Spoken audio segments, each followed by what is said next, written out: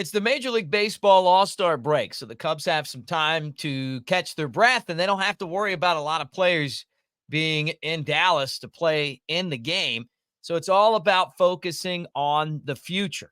Could the Cubs be interested in making a trade with Toronto for their catcher, Danny Jansen? We're going to talk about that right here on the Cubs Baseball channel. Like and subscribe, get in that comment section. Great to see you guys.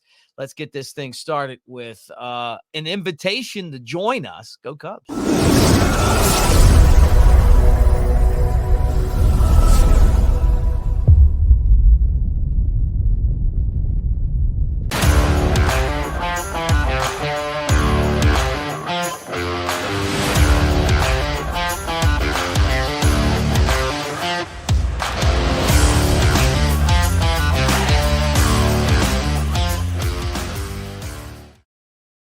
What do you say, guys? Thanks for hanging out with us here on the Cubs Baseball channel. Check us out on the socials at X, at Instagram, and at TikTok.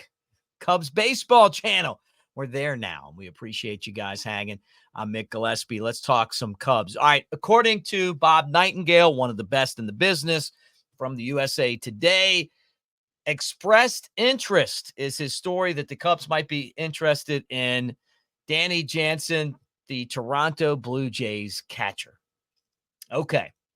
Well, let's talk about this. I mean, when you look at the standings, it's all about perspective for the Cubs. Are they serious about adding, or should they be serious about subtracting and building towards the future? I think it's a tough question because if you're the front office, you don't make the playoffs, you know, your job's in jeopardy. I mean, it's just the way that the game works. So you don't want to give up on the season. But if you go in again and you don't make it, then I think if I'm the owner of the team, I'm going, you know what? I don't know where this thing's going. So there's a lot of good people in there. This isn't personal. It's just the way that business works.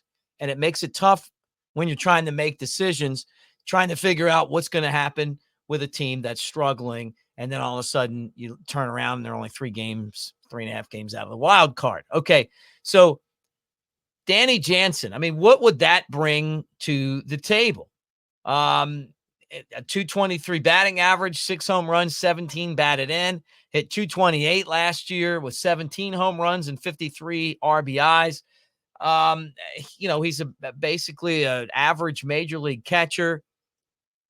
You know, how are his defensive stats? I think those matter too. You know, is he back there blocking the ball? Can he throw out runners? You know, what's it like with him calling games? The catching spot in the major leagues right now is one of the toughest positions to field. And a lot of people wonder why the Cubs just didn't sign Wilson Contreras. And that was something that we talked about back then. Why just not sign the guy? It was before I was on this channel, but I think if you got a catcher who's kind of like, you know, I mean, pretty close to being an all-star every year. You know, is he the best catcher in the league? No, but is he pretty good? Yeah, and he can hit.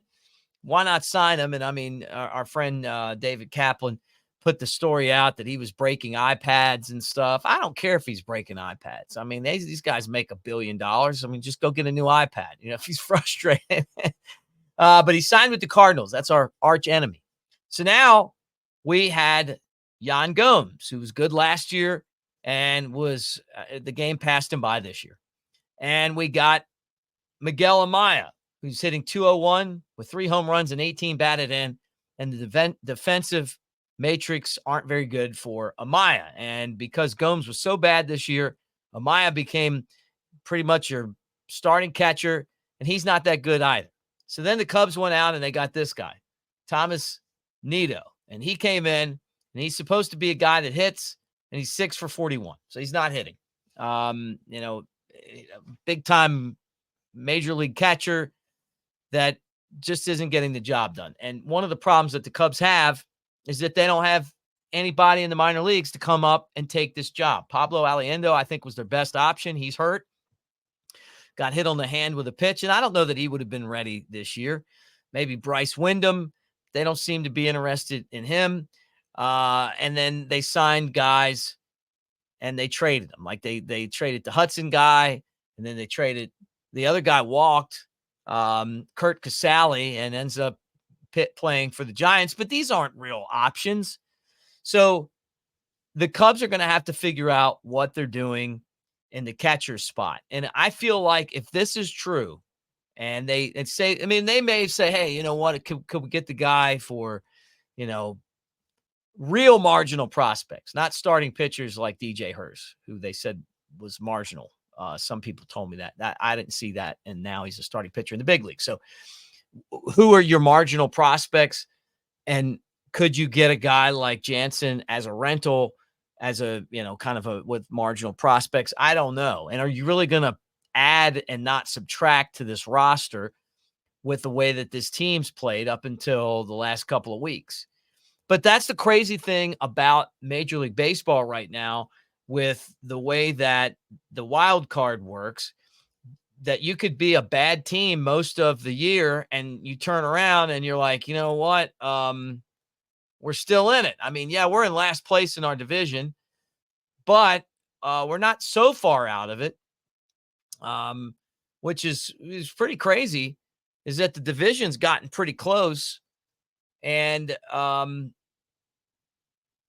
the Cardinals are 4.5 back and the Cubs are 8.5 back. I mean, maybe not too far back, but wild card wise, they're 3.5 games back and they're in last place in their division. So the Cubs got to figure out what they're going to do. Trade deadline's coming at the end of the month. And this is one of the deals that, that has been reported from Bob Nightengale. And I honestly, I think it's probably something you would talk about, but a lot of this goes down to what you see the vision of the future being. And I think, to me, I've said it before, I love to see the team win, but I want to see guys like Pete Crow Armstrong and Owen Casey and Alexander Canario and the future of the team. I want to see those guys in the big leagues. I'm not a believer in Miguel Amaya as being a starting everyday catcher. I think they got to go figure out what they're going to do in that spot.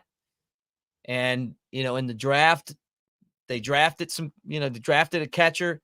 But, who knows if that's going to be someone that slides in there, maybe going out and making a deal for some of the players that they'll have available at the trade deadline to go get, the next catcher, may be an option for these guys. And I'm sure they're looking around. The problem isn't that they're not thinking about it, because I know they are. The problem is there just isn't a lot of catchers out there. And you got to give these guys a break on that, because it's not like it's an abundant position anymore. And when the Cubs were really developing catchers, and for a while there, they were doing a great job of it. Robinson Chirinos was always one of my favorite Cubs minor leaguers. Was a catcher in the big leagues for a long time. Steve Clevenger was a catcher in the big leagues. Wellington Castillo was a catcher in the big leagues. Obviously Wilson Contreras got there as a catcher that they developed. And, there's some other ones in there as well, but they would a lot of times just get a guy and hey, the guy's not really hitting too well.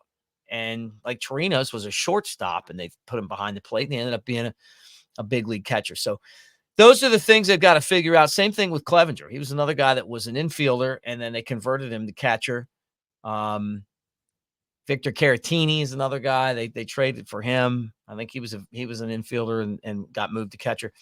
That they're going to have to be creative when it comes to finding the next catcher. And I think that's one of the priorities of this franchise moving forward, is you didn't sign Wilson Contreras and you didn't have a backup plan. And because of that, now you don't have a catcher and you're trying to figure out how to get a catcher. And what we're seeing is that it's a hard job to do. It's a hard job to find somebody that can actually hit and catch. And then the knock against Contreras was, well, he's not very good at this and he's not very good. Now you look and he's actually become a pretty good defensive catcher. All the matrix they use. So maybe the Cardinals just had somebody that got in his ear and he figured it out. Maybe it was because he had such a bad season last year that he got motivated. But anyway, all right, guys, that's it. We'll see what's going on. A lot of rumors and that kind of stuff this time of year with the trade deadline coming up, and we'll keep you updated on those. Going to do a draft preview after the draft has happened. Got Tim Wilkin lined up to jump on with us and talk about the Cubs draft. I'm excited about the first round pick, Cam Smith. I love a guy who loves the Cubs. He said everything right. He was genuine. His numbers look great. It's exciting to kind of have him in the organization, but we'll take a look at the entire draft. So that'll come up tomorrow. Thanks for hanging with us, guys. Again, please get in the comments section. Tell me what you're thinking, and we will talk to you again mañana. Go Cubs.